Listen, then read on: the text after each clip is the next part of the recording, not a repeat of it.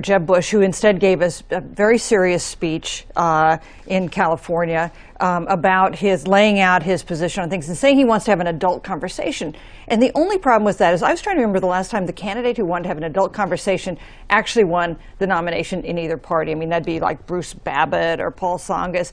The adult conversation does not usually gin up the base of either party. And I wonder about the problem that Jeb Bush might face with just Bush fatigue. There was a focus group that Peter Hart did about 2 weeks ago of a dozen swing voters in Denver. There was a lot of feeling that they were tired of Jeb Bush. They were tired of Hillary Clinton. The people these swing voters liked were Rand Paul and Elizabeth Warren. And when you say you're having an adult conversation, or you need to have an adult conversation, what you're essentially saying is that the conversation everybody else has is a conversation of children.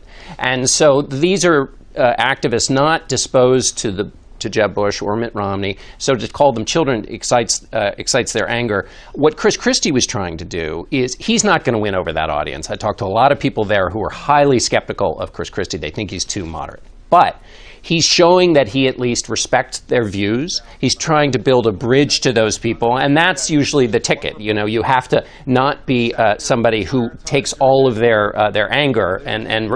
During yesterday, anyway, Mitt Romney and Jeb Bush got the anger, not Chris Christie. And you know, my favorite event of the week was Larry King may not be on CNN anymore, but all things, he runs into Mitt Romney in the airport, and Romney tells him that he'll decide in 2 weeks whether or not he's going to run. Now that is legitimate news there. So old Larry, well, he's still at it. Shula, the reporter.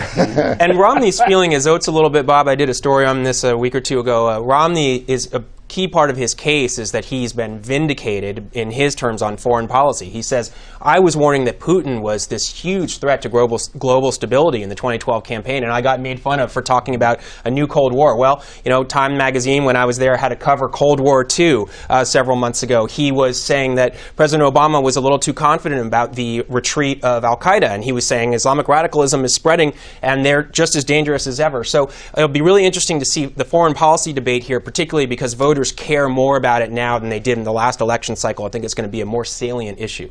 Let me tell you something else, and we can